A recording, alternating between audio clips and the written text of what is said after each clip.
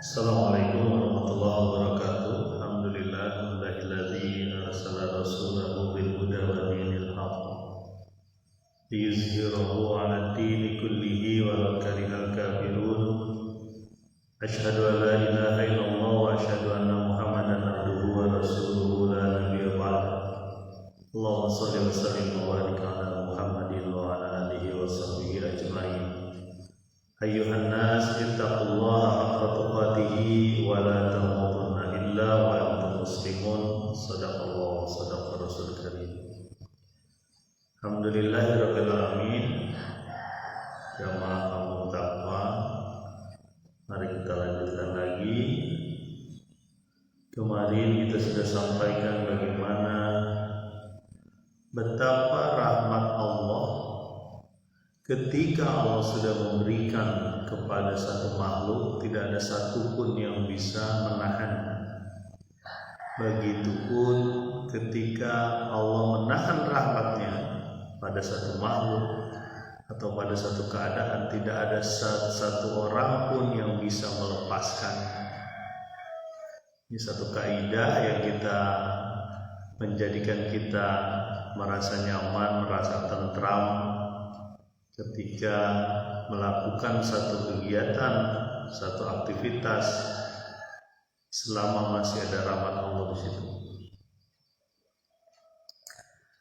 Kita lanjutkan di ayat ketiga surat Fatir, ayat yang ketiga. Bismillahirrahmanirrahim. Ya ayyuhan nasu dzkuru ni'matallahi 'alaikum hal min khaliqin ghairullahi yarzuqukum minas samai wal ardh la ilaha illahu fa anna tufakun. Wahai manusia, ingatlah akan nikmat Allah kepadamu. Adakah zat lain yang menciptakan selain Allah? Allah yang memberi kalian semua rezeki dari langit dan dari bumi. Tiada ilah selain Dia. Bagaimana kalian semua bisa berpaling dari tauhidnya? Nah, ini ketukan ketiga ya dari kelompok ayat pertama ya, tiga ayat pertama yang membuat ketukan-ketukan khusus ya, yang kalau manusia lekat terhadap ayat-ayat ini, pemahaman maknanya, jadi seolah-olah menjadi makhluk baru. Ini ketukan ketiga ya. Kalau ketukan pertama itu tentang Allah lah yang menciptakan langit dan bumi, menjadikan malaikat ya, mempunyai sayap dengan jumlah yang Allah kehendaki. Kemudian yang kedua, masalah rahmat Allah yang bisa diberikan atau ditahan oleh Allah. Dan yang ketiga, ini mengenai nikmat Allah. Ya ayyuhan nasu dzkuru ni'matallahi 'alaikum. Wahai manusia, ingat tentang nikmat Allah yang diberikan kepada kalian semua. Perintahnya hanya ingat. Kemudian dia bersyukur. Karena sudah gamblang di depan matanya nikmat Allah.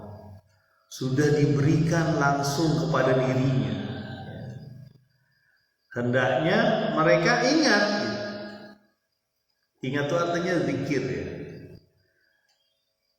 Dalam bahasa orang Arab itu artinya zikir. Yang namanya zikir gak cuma ingat, dia menghasilkan amal. Kalau dia ingat sesuatu, kalau kita lagi jalan, naik motor atau naik mobil, mobil, baru sampai setengah jalan ada sesuatu yang dia lupa dan dia ingat di tengah jalan itu, oh apa, dompet atau handphone yang ketinggalan. Kalau manusia itu normal, dia pasti akan balik kanan, kembali lagi ke rumah. Ada amalnya, ada amal yang dia lakukan ketika dia ingat. Dia pasti balik kanan, pulang ke rumah, mengambil yang dia lupakan tadi. Nah, begitulah nikmat Allah. Ketika nikmat Allah dia ingat, ya, dia akan melahirkan amal, melahirkan kesyukuran, ya, melahirkan amal soleh. Kalau dia ingat, masalahnya banyak yang tidak ingat. Ya, makanya perintah Allah ini, ya ayyuhan nas, wahai manusia, bukan ya ayyuhalladzina amanu, bukan, wahai manusia, tolong Anda ingat. Ya. Nikmat Allah alaikum, nikmat-nikmat yang diberikan Allah kepada kamu. Hal min khaliqin ghairullah, adakah Tuhan yang menciptakan selain Allah? Ini kata-kata yang gak bisa dijawab. Pasti mereka bilang tidak ada, cuma Allah yang bisa. Ya, makanya surat Fatir ini, surat pencipta ini, ya, artinya pencipta ya, gak bisa dibantah. Hal min khaliqin ghairullah. Dalam ayat yang berbeda itu ditanya, siapa yang menciptakan langit dan bumi? Sayaquluna Allah, pasti mereka akan berkata Allah. Ya. Orang-orang Quraisy itu mengakui Allah, jangan salah. Waktu Nabi Muhammad SAW berdakwah kepada mereka di awal-awal, itu mereka mengakui Allah. Makanya ada yang namanya anaknya bapaknya Nabi Muhammad kan Abdullah, hamba Allah ya namanya. Jadi orang-orang Quraisy itu mengakui bahwa penciptanya Allah. Ya. Cuma dia tidak mengakui kalau dia diatur oleh Allah, itu masalahnya. Dia nggak mau diatur oleh Allah, penciptanya dia yang nggak bisa dia tolak. Ya. Dia nggak mau, makanya dia mengakui bahwa ada Allah, bahwa Allah menciptakan seluruh dunia, bahwa Allah yang mengurus seluruh dunia, ya, bahwa Allah punya kekuatan maha hebat. Tapi ketika disuruh untuk beribadah, bertauhid, tidak menyekutukan dia dengan yang lain, itu dia nggak mau. Tuh, itu masalah. Ya. Kan dia juga yakin bahwa yang memberi hujan itu Allah. Nggak bisa manusia itu beri hujan. Manusia sekuat apa bisa beri hujan? Kalaupun kita punya teknologi sekarang, teknologi hujan buatan, ya terbatas. Nggak bisa menumpahkan terus menerus gitu. Nah, kita juga ikut berduka ya saudara-saudara kita di Indonesia ya, ada letusan erupsi Semeru dan sebagainya, ada banjir juga, termasuk saudara-saudara kita di Malaysia ya, sekarang juga beberapa korban sudah meninggal. Mudah-mudahan Allah beri ketabahan. Jadi ketika ditanyakan siapa yang menurunkan hujan, nggak berani ada yang ngomong saya gitu, ya. Atau manusia, atau mesin, nggak ada yang berani itu. Jadi tetap saja mengakui bahwa itu Allah. Nah, dalam ayat ini Allah menyatakan agar mengingat nikmat. Ya. Hal min khaliqin ghairullah, nggak ada yang bisa menciptakan alam ini kecuali Allah. Ya. Betapa banyak gambaran-gambaran alam ini yang nggak masuk akal manusia ya. Angin puting beliung, ya. Kemudian ombak yang demikian tinggi kalau tsunami, ya.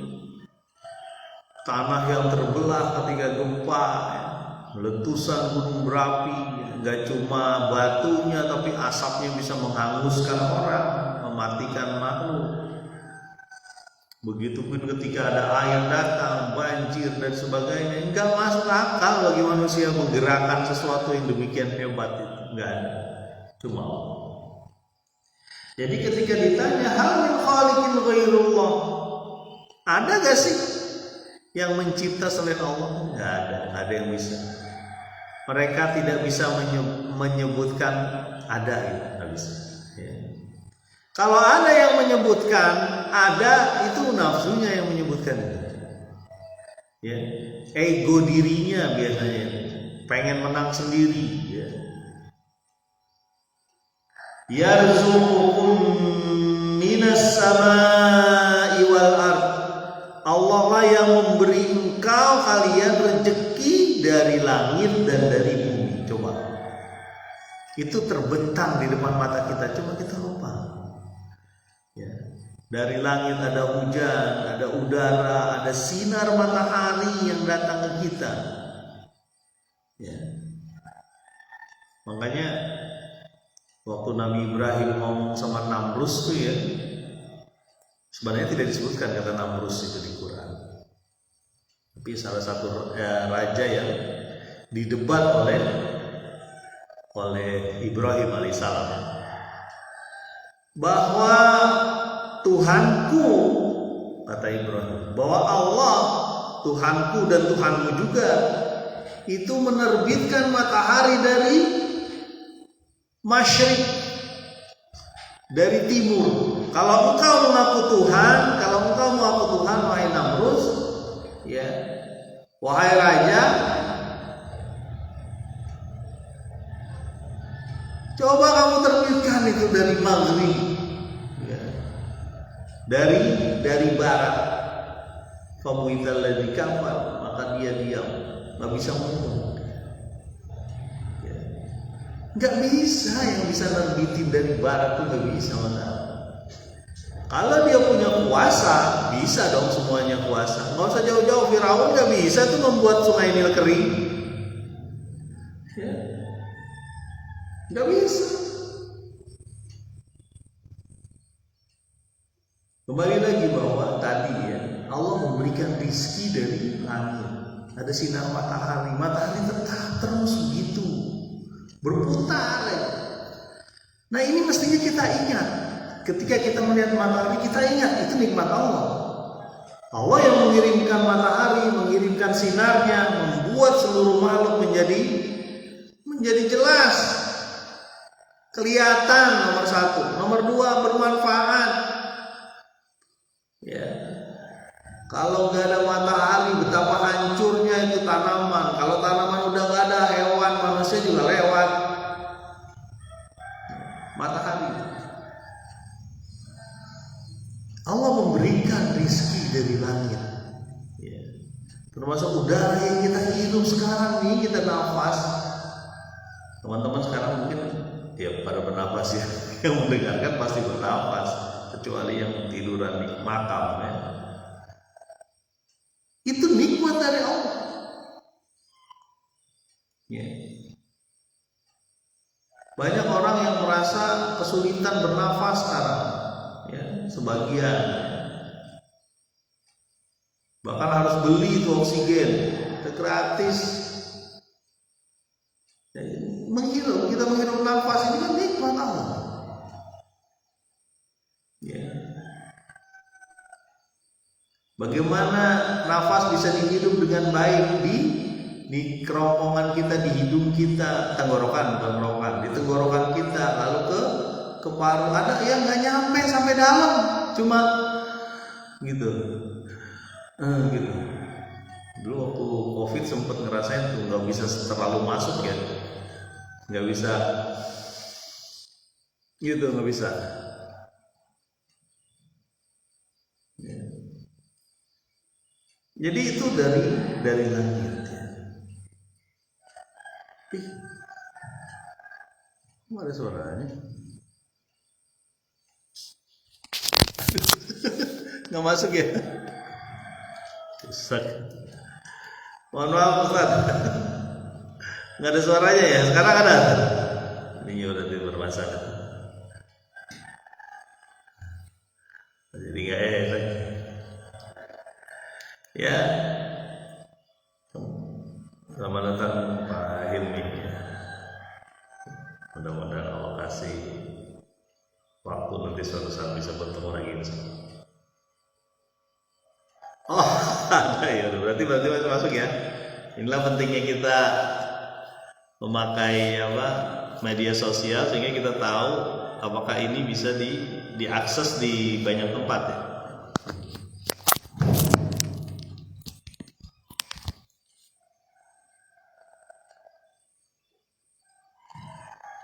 Ya, terima kasih Pak Yuni. Mudah-mudahan kapan main ke Jakarta, main ke Bogor lah. Nginep nanti insya Allah.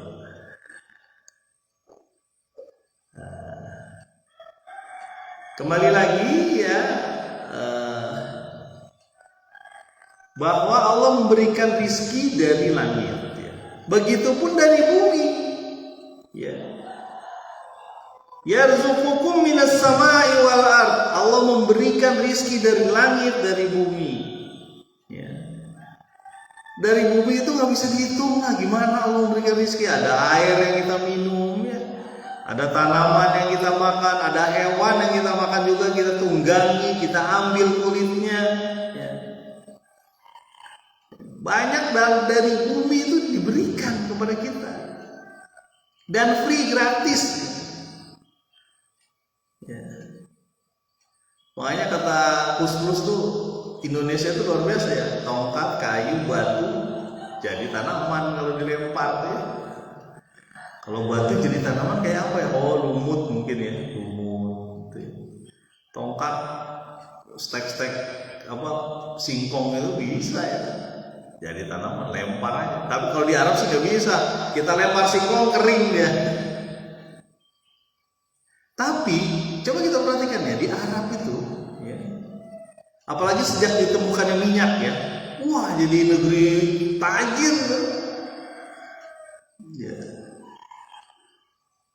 Daerah kawasan Arab sekarang jadi tajir. Kenapa? Gara-gara ditemukannya minyak. Allah berikan rizki itu dari dalam. Dan Indonesia juga OPEC, masuk negara pengekspor minyak ya. Indonesia nggak cuma minyak, gas dia ekspor. Batu bara dia ekspor, timah dia banyak banget tuh. Ya. Rizki dari bumi itu luar biasa. Ya. Tanah yang subur. Ya. Indonesia banyak gunung berapi, bukan gunung berapi, gunung berapi. Dan itu menjamin kesuburan tanahnya, karena dari dalam bumi itu dilontarkan terus ya. Dan subur. Jadi ketika disampaikan Allah memberi rizki dari langit dan dari bumi, itu tidak ada yang bisa membantah. Tapi kok nggak ingat orang itu gitu.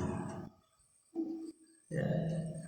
Cobalah kita bayangkan baru keluar mata melek pagi hari mata melek, apa yang nggak diberikan Allah kepada kita? Coba. Ketika mata melek, apa yang nggak diberikan Allah?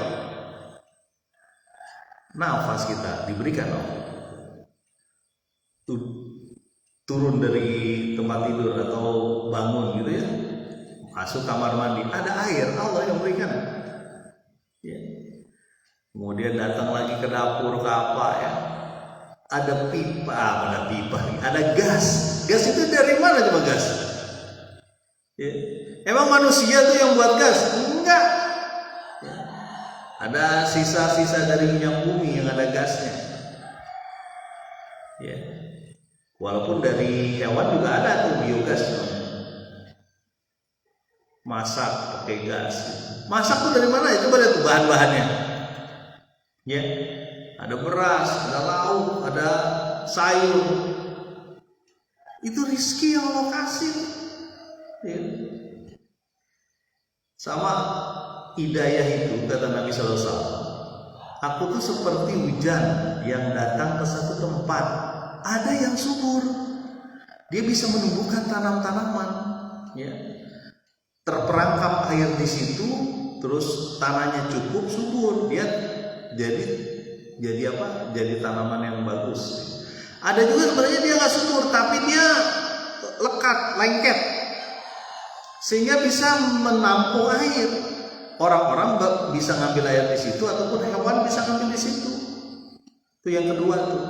Jadi yang pertama tanahnya memang subur ya, dia cepat berkembang. Yang kedua tetap ada manfaat, walaupun mungkin dia dari sisi apa intelektual dia misalnya ya, pemikiran dia ataupun kemampuan dia untuk memahami agama ini, tapi dia bisa mampu menampung airnya. Mungkin dia nggak bisa ngajarin orang, tapi dia mampu ngerapihin musola, ya, menjaga misalnya. Ya. Dia nggak mampu nih untuk memperbaiki manusia, tapi dia bisa berinfak. Ya, bahkan tersenyum pada banyak orang, berusaha membantu orang lain. Ya, itu kayak apa namanya? Kayak tanah yang ada air hujan yang lengket, yang orang bisa ngambil untuk minum, untuk hewan dan sebagainya. Nah yang ketiga ini yang parah ini. Kenapa ada air hujan yang nyerap langsung ke bawah? Tanah berpasir lah kira-kira ya. Turun ke bawah nggak bisa bermanfaat apa-apa. Ya, karena hatinya udah kotor. Balrona ala qulubihim. Ada ron di sana, itu repot tuh kata Nabi. Kita juga istighfar ya, karena memang yang namanya ron itu kata Nabi itu adalah satu dosa, satu maksiat yang ada di dalam hati kita. Ketika dia ada, dia nempel itu. Nambah lagi, ditempel lagi. Tambah lagi, ditempel lagi sehingga tertutup hatinya. Repot kalau disebut ghishawah itu ya. Tertutup hatinya, makanya kita istighfar lah. Ya. Ketika kita berbuat dosa, berbuat maksiat, segera saja kita membuat kebaikan atau berbuat saja kebaikan gitu. Udah jangan mikirin lagi, udah berbuat kebaikan terus. Ya. Kita akan dihapuskan gitu. Kesulitan, kemaksiatan atau dosa kita. Asal syaratnya kita berbuat kebaikan. Di antaranya ini. Ingat terhadap nikmat Allah. Kalau udah ingat dia bersyukur, kalau udah bersyukur dia beramal. Ya. La ilaha illahu, tiada ilah, tiada sembahan selain dia, selain Allah. Gak ada. Ya. Gak bisa dibantah. Walaupun banyak teori-teori ataupun hukum-hukum ataupun cara-cara orang meyakini satu keyakinan, nggak bakal bisa membantah ya bagaimana Allah yang menciptakan dia. Nggak ada. Ya. La ilaha illallah, tiada ilah selain dia, selain Allah.